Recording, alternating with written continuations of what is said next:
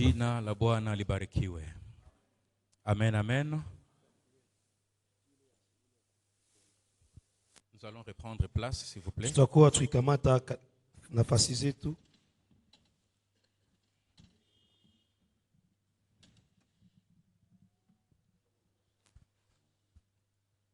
Nous allons nous saluer à gauche, à droite, disons-nous Tutakuwa shalom. tukiambiana shalom, shalom. Kiambia jirani yako shalom. Shalom. Amen. Amen. J'aimerais demander à quelqu'un, Nilipenda niulize mtu, il est quelle heure? saa ni saa ngapi? 17h? Saa 17h07 minutes. C'est vrai, c'est votre montre aussi. Ndio hivyo. 17h07 minutes. Ok. J'ai remarqué une chose. Nilikuwa nikiona kitu moja. Nous tous, nous marchons en regardant l'heure. Sie bote tunatembea tukiangalia saa. N'est-ce pas vrai? Sivyo? Amen. Tout le programme que nous faisons tous les jours, Mipango ambayo tunakono kila leo c'est en fonction de l'heure. inaambatanisha na wakati.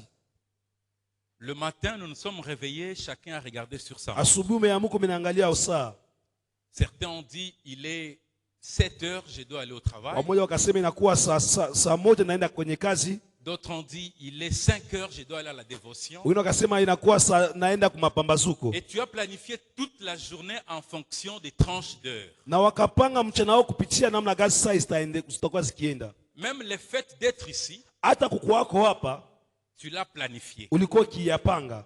Tu savais qu'à 16 heures, je serai à l'église. Ulijua kama saa 10 utakuwa kwenye kanisani. Même pendant que tu es là, Na hata muda kama uko hapa, tu as dans ta tête qu'à 18 heures pile, ndani ya mafikira unajua kama saa 12 je dois rentrer à la maison. ndakuwa nikirudi nyumbani. L'église te doit prendre fin. Ibada kwa ikiisha. Et si on débordait, Na tukiendelea kidogo, certains vont commencer à partir. kuna wao watakuwa wakianza kurudi nyumbani. Alors, la vie, elle est faite des calculs des heures. Maisha inakuwa hesabu ya wakati. C'est-à-dire, tous les jours, nous marchons en fonction des heures. Kusema kila leo kila siku tunatembea kulinganisha na wakati. Et à chaque fois que nous regardons l'heure, Na wakati tunaangalia kwenye saa, ça nous rapproche de la fin. inatusogeza kwenye mwisho. Alléluia. Amen. Alors, j'aimerais nous poser encore une question. Nataka kuwauliza swali. Quand je dis il est quelle heure, Sasa ni saa ngapi? tout le monde avait la réponse. On m'a dit il est 17h07. Kila mtu alisema ni saa 11 jioni. Alors, si je vous posais encore une question, Na nikiwauliza tena, sur les cadrans de l'éternel, kwa hiyo muda usawa wa Mungu, sur les cadrans de Dieu, hebu tunaita panzile ya Mungu, il est quelle heure? ni saa ngapi? Quelqu'un peut me donner la réponse? Kuna mtu ambaye atanipatia jibu? Ah, voyez-vous? Unaona?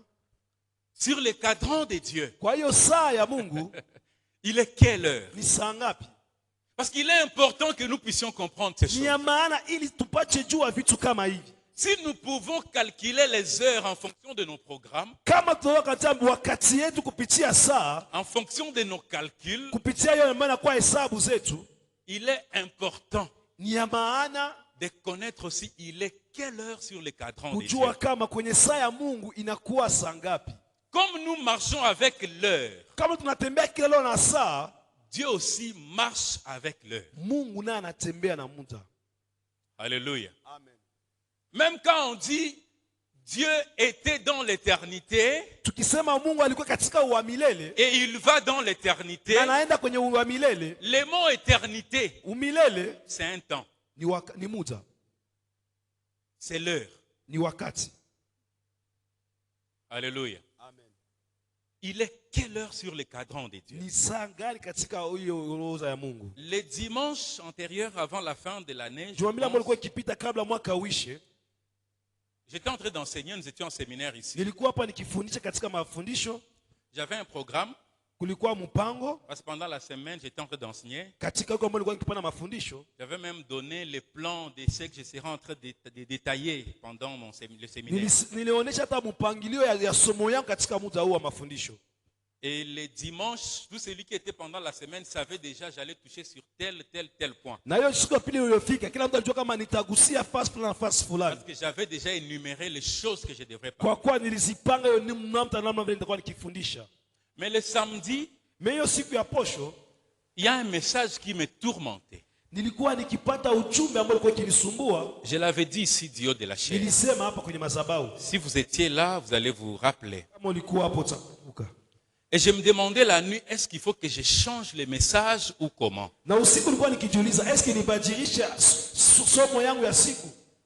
Mais comme j'avais déjà un message planifié, Lakini wakati nilikuwa nikiyapangilia somo yangu, j'avais donné le message. nilikuwa nikipanga hiyo somo yangu, hiyo habari. Et quand j'ai commencé la prédication, j'avais dit ceci. Na wakati nilianza somo yangu nilikuwa nikisema, J'ai un message que Dieu m'a donné pour l'église. Mungu amenipatia ujumbe kwa kanisa lake. Mais je le donnerai à la fin de mon message. Nitaipana mwisho ya somo langu. Je ne sais pas si vous vous rappelez. Sijue kama mnakumbuka. Il y a quelqu'un qui se rappelle?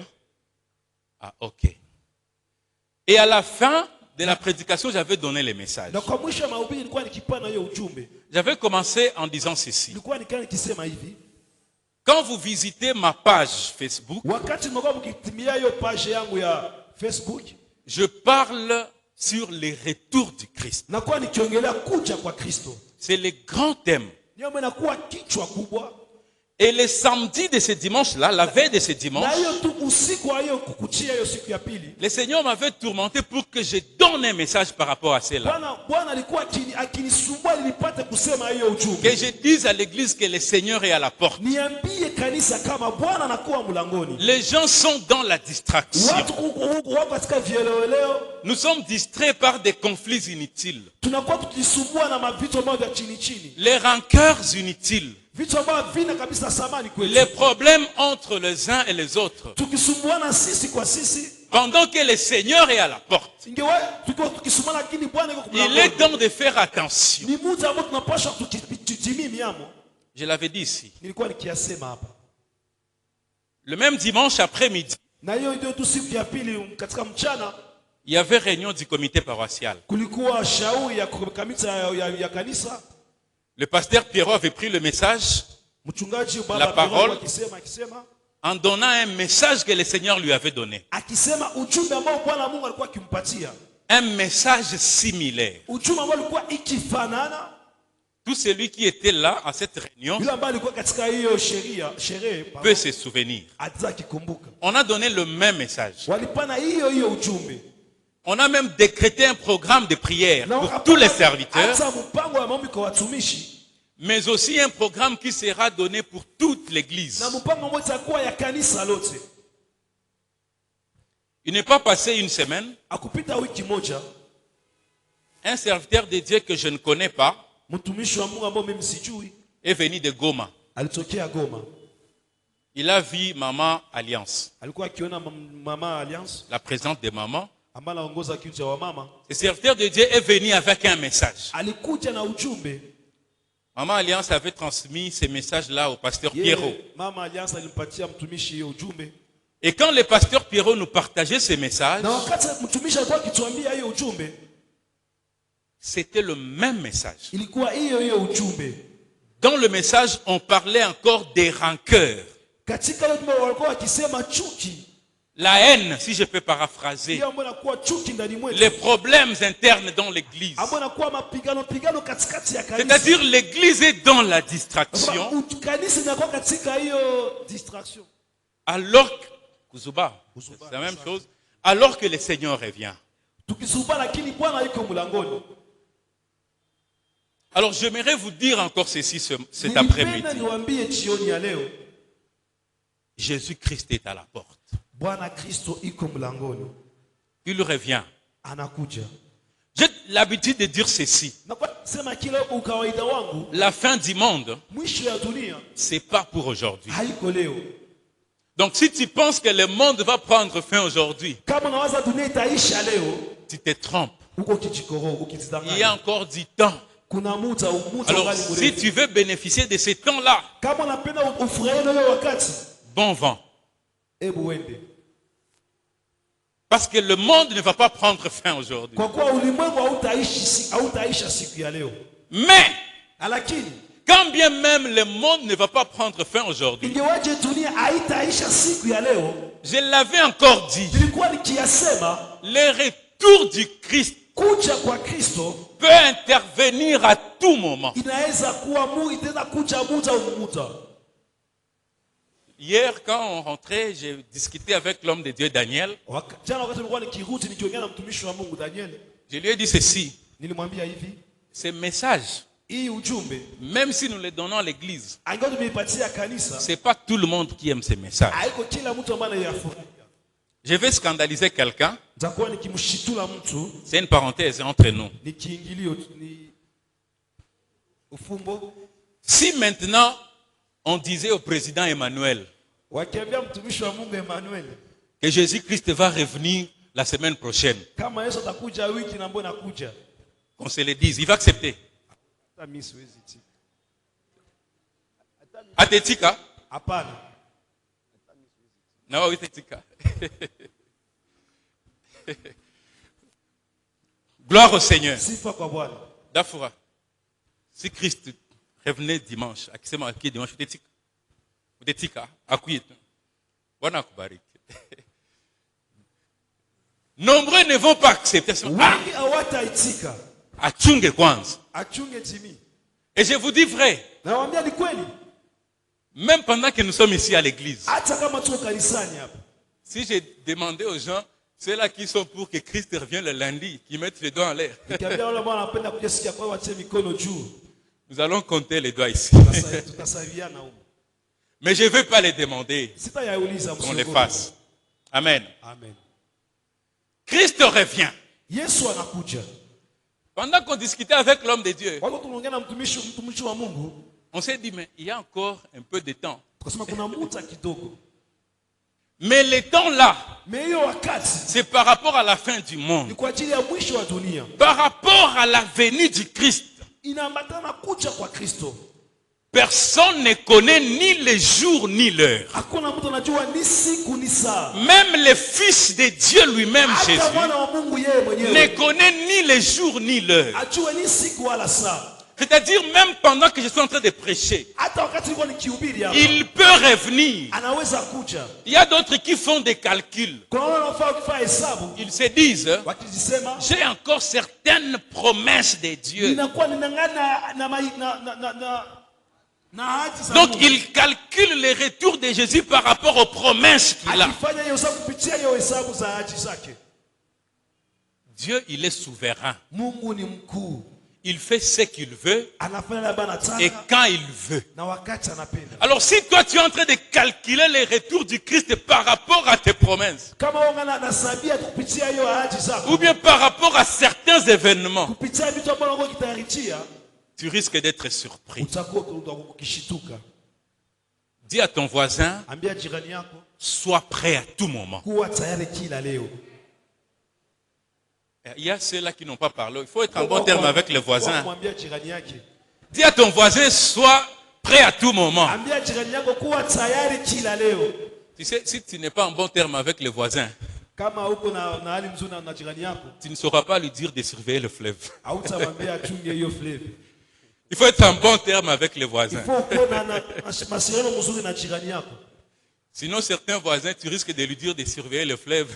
Utaambia jirani yako achunge hiyo mtoni, Et quand tu rentres, tu vas trouver le fleuve a été déplacé. na utakuta walihamisha hiyo mtoni.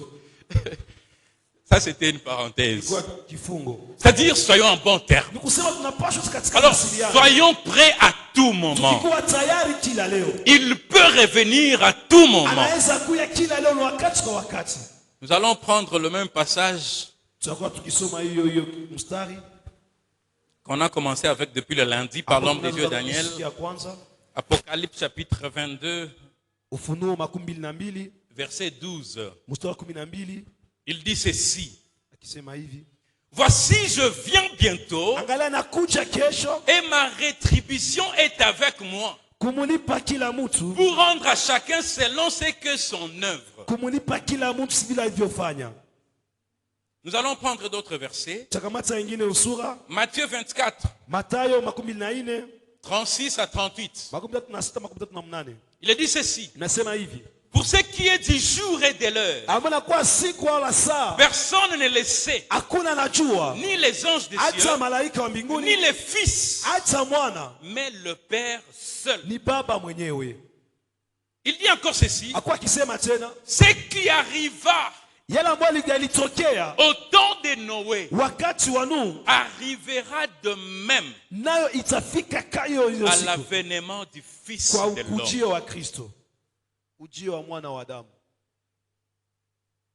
Je termine par ce verset. Matthieu 25, 13. Veillez donc. Veillez donc. Puisque vous ne savez ni le jour ni l'heure. Alléluia. Amen. Veillons. Parce que nous ne savons ni les jours ni l'heure. Même pendant que nous sommes en train de prêcher, Christ peut rentrer, ma soeur. Le programme du mariage du président Emmanuel ne peut pas arrêter que Christ ne vienne. Heureusement qu'il n'est pas là. Sinon, il allait dire non, président Thierry, acha kwanza, rukie le face. Il peut venir à tout moment. Les signes précurseurs du retour du Christ, nous les avons déjà vus. Les autres signes que vous êtes en train d'attendre ne vont pas se passer maintenant. L'homme de Dieu Daniel a développé pas mal de sujets dont je ne veux pas y retourner. Parce que là, nous sommes en train de prêcher en même temps enseigner. Mais cet enseignement, il est vaste. Le moment viendra où nous allons détailler.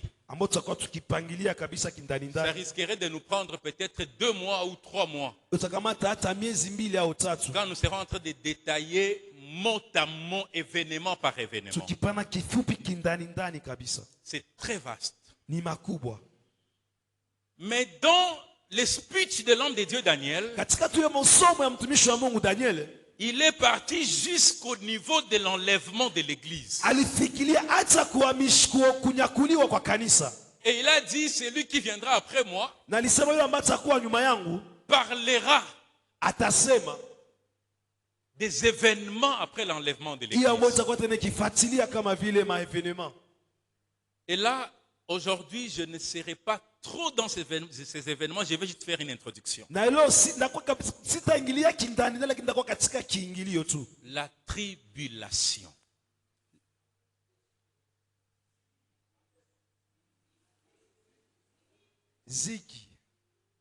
Le swahili est difficile. La tribulation. Nous allons parler de la tribulation aujourd'hui. Vous savez, le lundi, quand l'homme de Dieu Daniel a commencé, il a parlé de 70 semaines. Et il a dit ceci, nous sommes en train de vivre les temps de la fin, 69e à 70e. Soit nous sommes en train de vivre les temps de la grâce. Peut-être tu t'es posé la question, c'est quoi les semaines de Daniel? En survolant, je vais dire ceci. L'homme de Dieu Daniel, pas l'ancien Daniel, l'homme de Dieu Daniel de la Bible, pendant qu'il priait, il intercédait pour Israël. Parce qu'il a vu que le péché d'Israël montait. Et l'Israël s'éloignait davantage de Dieu. Alors l'homme de Dieu Daniel s'est mis à intercéder pour Israël. Et pendant qu'il priait pour Israël, l'ange lui est apparu pour lui donner une vision des choses qui devraient arriver. Et c'est là que la vision des 70 semaines de Daniel sont venues. Pendant que nous aurons ces enseignements-là qui prendront plusieurs jours, nous aurons le temps de développer semaine après semaine. Le frère Patrice avait dit, si tu entres dans une église où on n'enseigne pas sur l'enlèvement de l'église, il faut quitter cette église-là. Parce que l'église doit préparer le peuple en l'enlèvement. Nous devons nous préparer à aller à la rencontre du Seigneur. Et je vais scandaliser quelqu'un. Vous savez, aujourd'hui, nous tous, nous avons une idée ou une pensée sur Israël. Et nous prions même tous les jours en faveur d'Israël. C'est pas mal. C'est la recommandation biblique. Mais est-ce que tu sais que toi tel que tu es là, tu as de la valeur plus qu'Israël?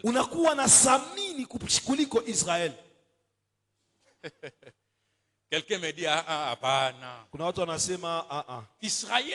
Israël qui est dans l'alliance, le peuple choisi de Dieu.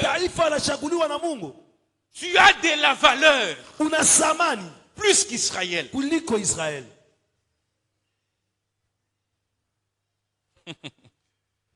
Jésus-Christ revient. L'homme de Dieu Daniel a parlé de ça. Christ revient, il vient prendre qui?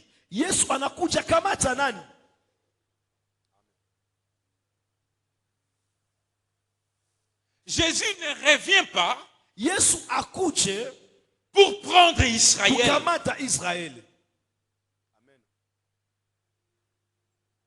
Jésus revient pour prendre l'église.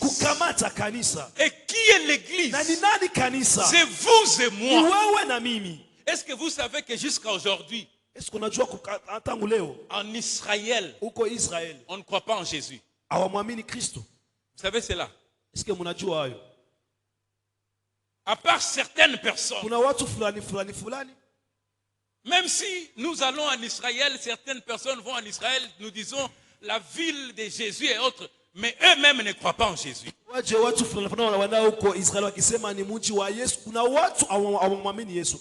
Et si j'amenais cet enseignement que je vous donne ici, si je l'amenais en Israël,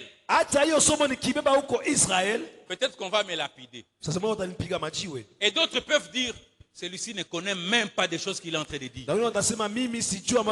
C'est nous qui avons la vraie parole. Parce qu'eux marchent encore sur les traces de Moïse. Ils marchent encore sous la loi. Ils utilisent encore les textes anciens. Mais tu as la grâce, toi qui utilises, tu es déjà dans la nouvelle alliance. Et qui utilise les textes nouveaux. Tu as de la valeur. Tu n'es pas n'importe qui. Alléluia. Et Christ revient. C'est pour vous et moi. La tribulation dont nous sommes en train de faire allusion. Je vais parler de ça pendant quelques minutes. C'est demain que nous allons entrer en profondeur de ça. Mais cette tribulation, le Seigneur s'est arrangé. Alléluia. Amen. Il a fait de tout son mieux pour que l'église n'assiste pas ces événements. Mais Israël vivra ces choses. C'est ça les Écritures. Qu'ils acceptent ou pas, c'est la vérité. Et quelque part, moi, je peux me dire ceci. Celui qui est malin en Israël devrait comprendre que réellement, Jésus est le Fils de Dieu. Malheureusement, eux jusqu'à aujourd'hui ne comprennent pas. Parce que quand nous regardons tout ce qui a été annoncé depuis, ça s'accomplit petit à petit. Petit à petit.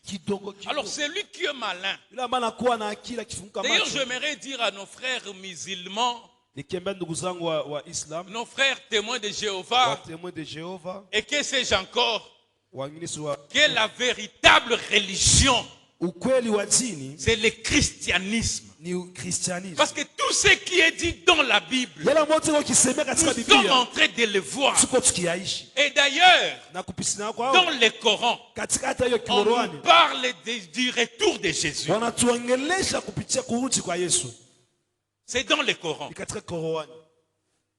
Même si elles disent que c'est le prophète qui reviendra. Jésus lui-même avait posé la question à ses disciples. Qu'est-ce que les gens disent de moi? Certains répondirent. Il y a ceux-là qui disent que tu es le prophète. Et là, nous voyons le cas des musulmans qui l'appellent prophète. Nabi Issa. Et d'autres disent, il y a certains qui disent tu es le Messie. Le Messie qui signifie l'envoyé. Tu as été envoyé comme d'autres. Et toutes ces versions-là étaient vraies. Parce qu'il est en même temps le Messie. Il est le souverain sacrificateur. Il est l'envoyé de Dieu. Il est le grand prophète. C'est vrai. Il a regardé maintenant ses disciples. Il dit ceci. Et vous, qu'est-ce que vous dites que je suis? Alléluia.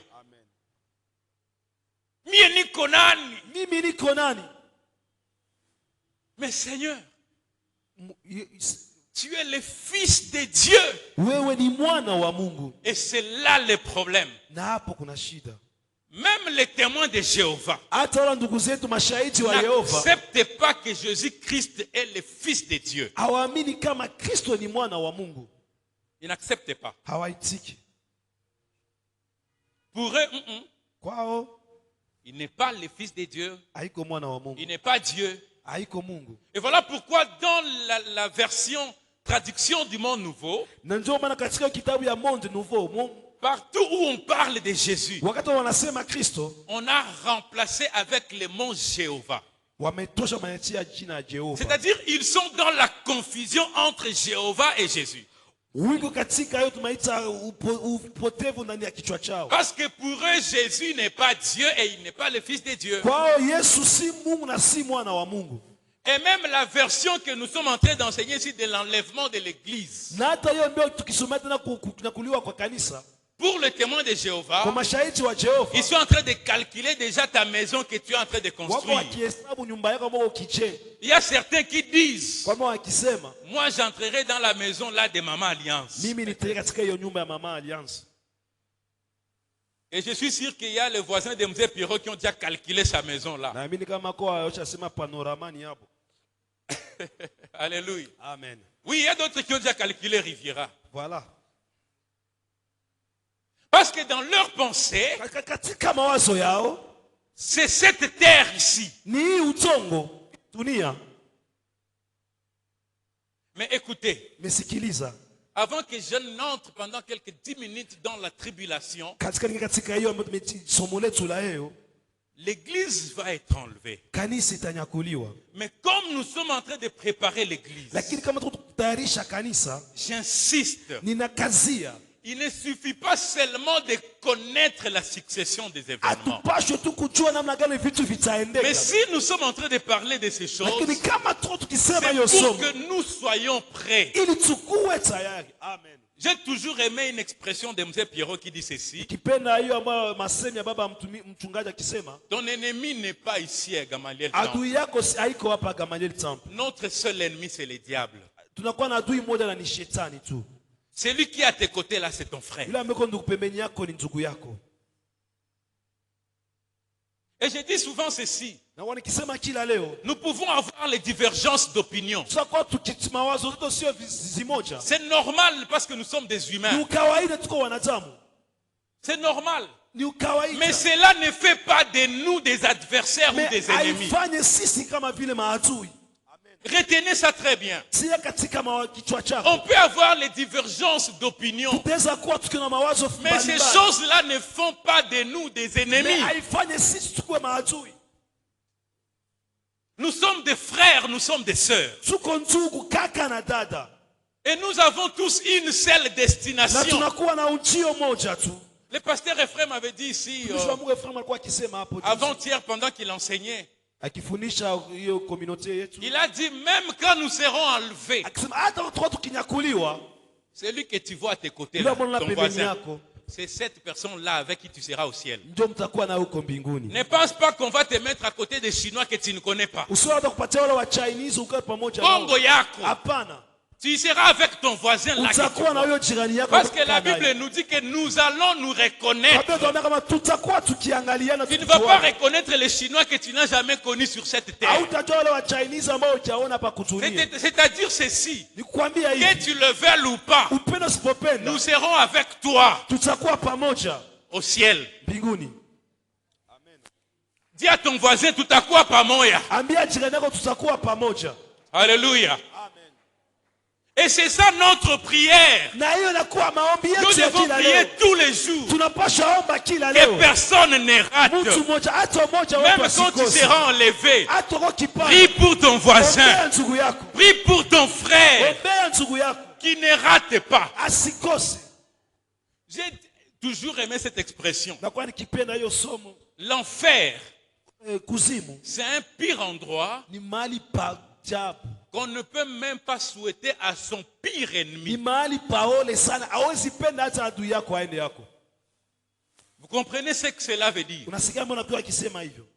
Même si tu as quelqu'un que tu ne digères pas,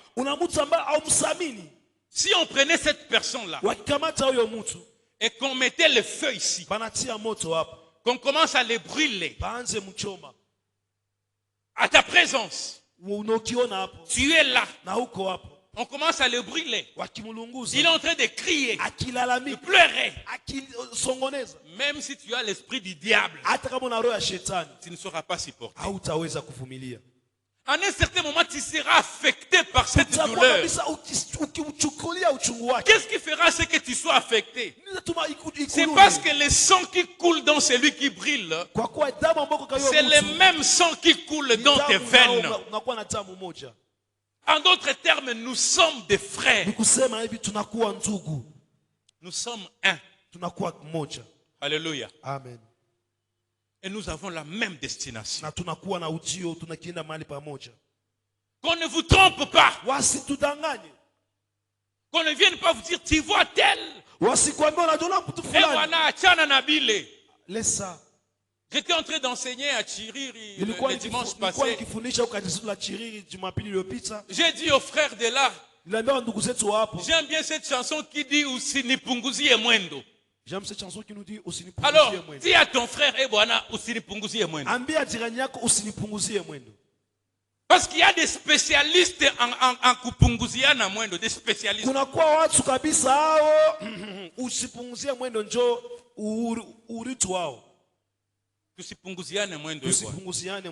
Soyons des bons voisins. Soyons des bons voisins. Voisins, gloire au Seigneur. Voisins, gloire au Seigneur. Alléluia. Amen. C'est très important. Vous savez, le monde aujourd'hui se prépare pour aller à cette tribulation. Pendant 10 minutes, je vais commencer à vous donner les signes. Et demain, je vais vous bombarder avec la succession des événements et les versets, amener les blocs-notes et autres. Parce qu'il y a beaucoup de choses dans la grande tribulation. Il y a les 7 sceaux que nous allons découvrir. Il y a les fléaux que nous allons découvrir. La montée de l'Antéchrist, la guerre mondiale, la grande famine sur la terre, la mort du quart de la population mondiale. Nous allons voir ces choses. Le martyr de chrétiens n'a pas laissé ça. C'est là qu'on va voir des choses. Celui qui va rester. Dis à ton voisin, fais tout possible pour ne pas rater l'enlèvement. Dieu n'a pas de danger. Alléluia. Amen. Je vais donner quelques exemples. À l'époque, pour communiquer avec quelqu'un, il n'y a pas longtemps, quelques années avant, il fallait écrire des lettres. Moi, je voyais quand il y a quelqu'un qui devrait voyager à Kinshasa, on nous disait, il y a tel qui va voyager tel jour. Et là, on se mettait à écrire. Si tu n'as pas écrit la lettre, c'est un problème. Si tu as 10 familiers à Kinshasa, tu commences à écrire la lettre A. On indique. Lettre A. Et quand celui qui voyage arrivera à Kinshasa, tout le monde lui posera la question. Vous vous rappelez de cette époque-là? Sauf seulement les générations Android ne peuvent pas se rappeler. Mais c'était ça à l'époque. Et pour aller trop loin, on y ajoutait même des cartes. J'ai mon frère qui est en France. Il m'a envoyé une carte postale. Non, non, on a dire. Aujourd'hui, les cartes postales, on les voit seulement pendant le mariage. Les cartes de vœux et autres. Et d'ailleurs, même les cartes de mariage, ça commence à disparaître. C'est devenu rare. Les amoureux aussi avaient l'habitude de s'envoyer des cartes. On a dit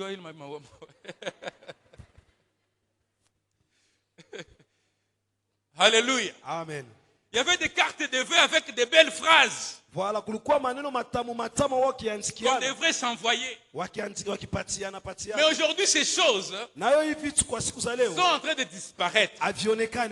La technologie, elle est en train de monter. Et cette technologie qui monte, elle est en train de préparer un nouvel ordre mondial. Parce que l'ordre mondial que nous sommes en train de voir ici sera renversé. Il y a un autre ordre qui vient. Je vais parler de ça demain. Alors la technologie nous amène au changement de cet ordre. Comprenez une chose. Il y a quelques années, pour voyager, on utilisait des passeports. Alors, facilement, si j'ai ressemblé à Saoudien, je pouvais prendre les passeports des Saoudiens et je voyage avec. Parce qu'à l'aéroport, on demandait aux gens, Tosha kwanza ma lunette. Il regarde les passeports. Si réellement cette personne sur la photo c'est toi. Maintenant les Japonais qui se ressemblent. Même 4 personnes pouvaient utiliser les passeports de quelqu'un. Mais qu'est-ce qu'a fait la technologie? On a dit nous devons amener les passeports semi-biométriques. Pour permettre l'identification des gens. Nous avons basculé au passeport normal jusqu'au passeport semi-biométrique. Mais la technologie s'est dit ceci. Ce n'est pas encore suffisant. Parce qu'avec les semi-biométriques, il y a possibilité de frauder. On a basculé encore. Nous avons quitté les passeports semi-biométriques.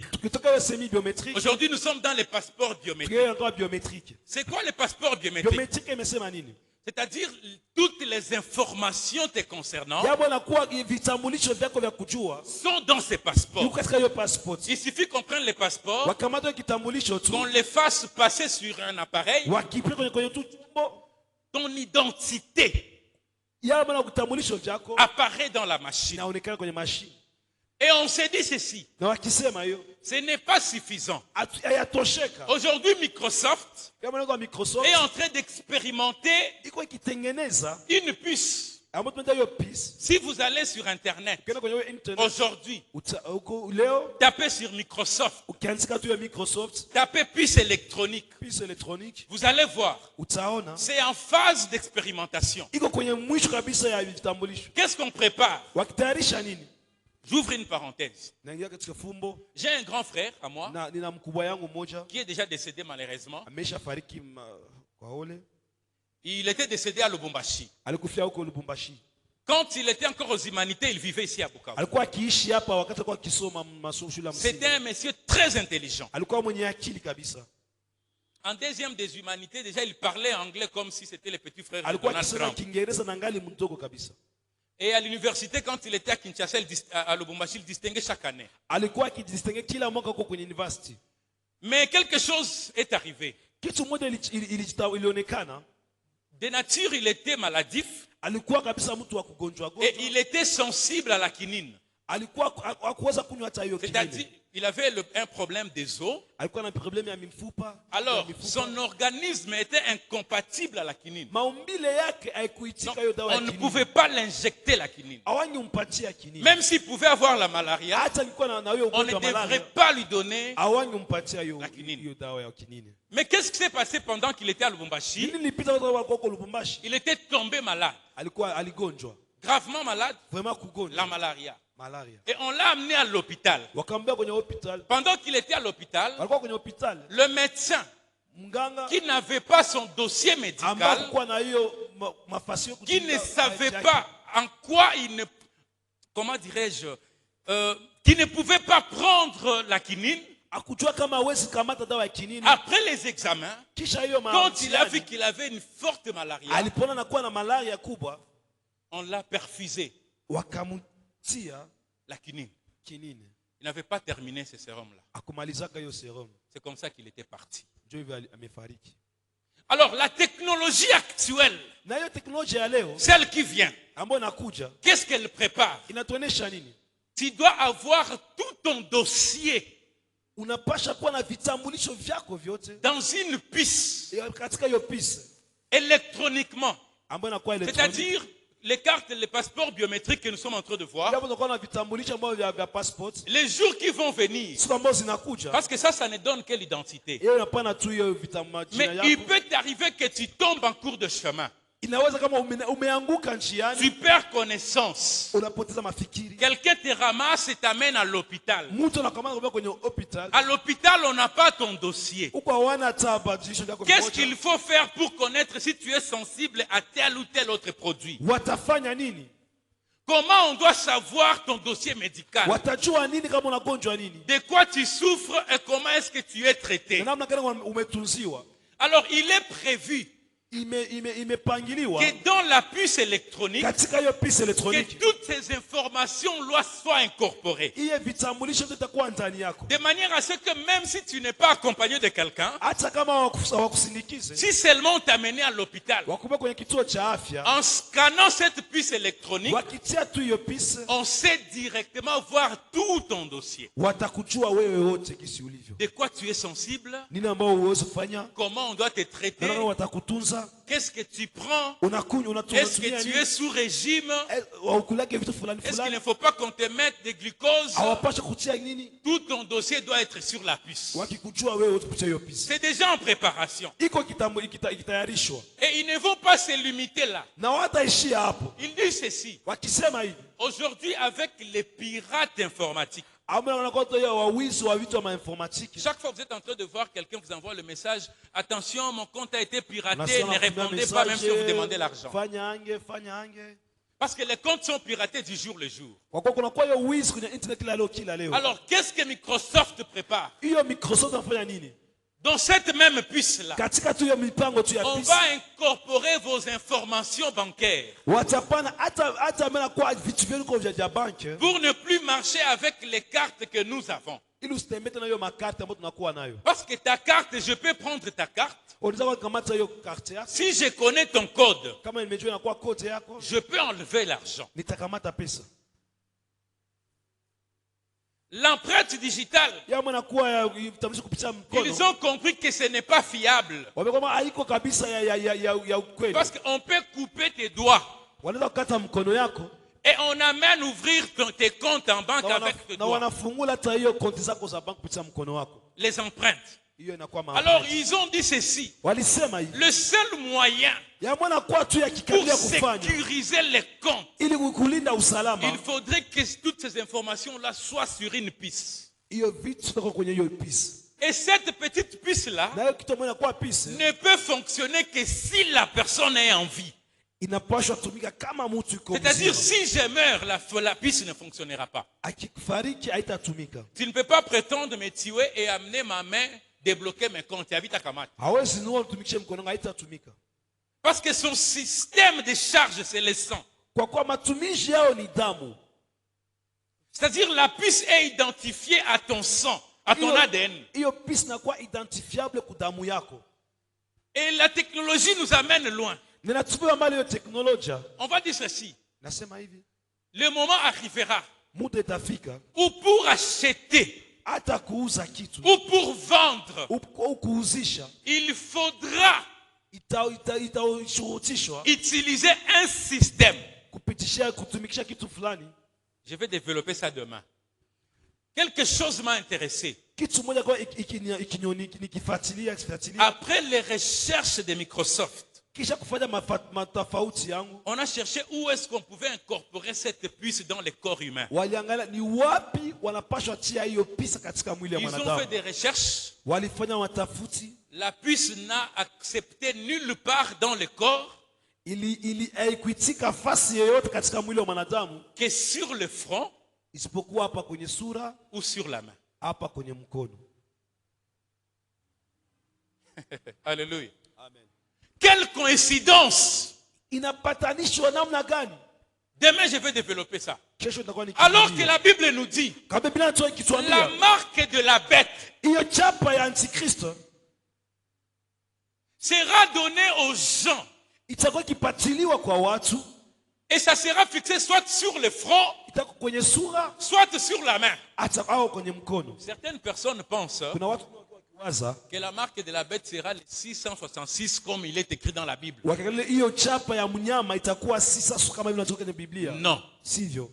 La Bible nous dit que celui qui a de l'intelligence calcule le nombre de la bête.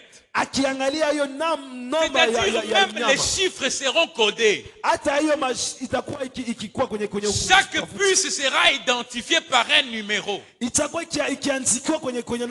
Comme aujourd'hui, tout le monde a un numéro de téléphone. Donc on peut t'identifier d'abord par ton numéro de téléphone. Je n'ai pas dit que ton numéro de téléphone c'est ça les 66. On n'y est pas encore arrivé. Ces choses-là vont se manifester sur la terre après l'enlèvement de l'église. L'église sera enlevée. Et quand l'église sera dans les airs, dans les airs, l'église va faire 7 ans et demi. Je vais développer ça demain, Dieu nous faisant grâce. Pendant 7 ans, pardon. Alors les 7 ans dans les airs, il y aura des événements dans les airs. Mais aussi sur la terre, la vie continue. Voilà pourquoi j'ai dit la fin du monde n'est pas pour aujourd'hui. Parce que sur la terre, la vie va continuer. Il y a ceux-là qui vont se réveiller. Oh! Le frère Thierry n'est plus là. Voilà, je ne serai pas là. Je serai pas. En tout cas, j'ai pris le Seigneur que je ne rate pas l'enlèvement. Aidez-moi aussi à prier. Je prierai aussi pour vous. Pour que ce jour-là que tu ne rates pas. Vaut mieux accepter de mourir pauvre mais de ne jamais rater l'enlèvement. Les gens vont se retrouver, tel a été enlevé. Mais rassurez-vous, après cet enlèvement, pour terminer là, je paraphrase. Parce que demain, on va entrer dans beaucoup de choses.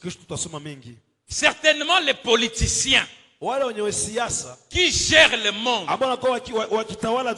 ils vont trouver des arguments. Peut-être ils diront, non, c'est une expérience biologique qui a fait à ce qu'il puisse y avoir disparition de certaines personnes sur la terre. Parce que la biologie aussi avance. Aujourd'hui, on est en train de parler de l'intelligence artificielle. Malheureusement, on n'aura pas le temps de parler de toutes ces choses. Parce que tout ça, ça nous amène vers la venue du Christ. Alors, ils vont trouver des arguments. Et après ces informations, la vie va continuer normalement. Mais les chrétiens qui seront restés, parce qu'il y a des chrétiens qui resteront. Les chrétiens, ils vont rester. Ce n'est pas pour autant dire qu'ils ne connaissent pas Dieu. Non, ils connaissent le Seigneur. Mais leur marche feront à ce qu'ils ne soient pas enlevés. C'est ces chrétiens-là qui resteront. Qui vont se nommer. Certains seront bishop ici à Gamalel. Quelqu'un d'autre sera apôtre. Parce que l'église va continuer à fonctionner. Ces chrétiens-là vont rassembler les autres. Et ils vont commencer à enseigner. Ils diront ceci. Ne suivez pas les infos. L'église a été enlevée. Parce qu'eux, ils connaissent la parole. Ils reconnaîtront que l'église a été enlevée. Malheureusement, ils n'entendront pas le son de la trompette. N'entendra le son de la trompette que celui qui marche selon la voix de Dieu. Que le Seigneur t'aide à être attentif au son de la trompette. Les jours-là, quand la trompette sonnera, que vous et moi écoutions le son de la trompette. Parce que la Bible nous dit en un clin d'œil, les morts qui sont morts en Jésus ressusciteront. Leur corps changera. Ils porteront le corps de gloire. Et nous qui serons encore en vie, nous serons transformés. Et tout ce que je viens de dire ici pendant une minute va se passer en un clin d'œil. Kufumba na kufumbua, paf! Ça s'est passé. Et l'église enlevée à la rencontre du Seigneur dans les airs. Bien-aimé dans le Seigneur, rate tout. Ne rate pas l'enlèvement de l'église. Baisse ta tête, nous allons prier. Demain, nous allons continuer dans les détails. Aujourd'hui, nous allons faire une prière. Tu vas dire au Seigneur, j'aimerais tout rater. Mais s'il te plaît, quand tu reviendras pour prendre ton peuple, quand tu reviendras pour prendre le pasteur Pierrot, quand tu reviendras pour prendre Mzee Daniel, souviens-toi de moi. Dis au Seigneur, j'aimerais tout rater. Mais s'il te plaît, que mon nom ne manque pas dans le livre de vie. Parce que je peux te rassurer, bien-aimé. Les choses qui se passeront sur la terre après l'enlèvement de l'église, tu ne sauras pas les supporter. Tu ne sauras pas. Alors dis au Seigneur, s'il te plaît, ne permets pas que je rate ces grands rendez-vous. Ne permets pas que je sois là au rendez-vous. Et pendant que tu es en train de faire cette prière, prie aussi pour ta famille. Dis au Seigneur, ma progéniture, mes enfants, mes frères, mes soeurs, qui ne ratent pas, intercèdent en leur faveur, implore la grâce de Dieu en leur faveur, qui ne ratent pas ces grands jours, qui ne ratent pas ces grands jours, qui ne ratent pas ces grands jours, parce que Jésus revient.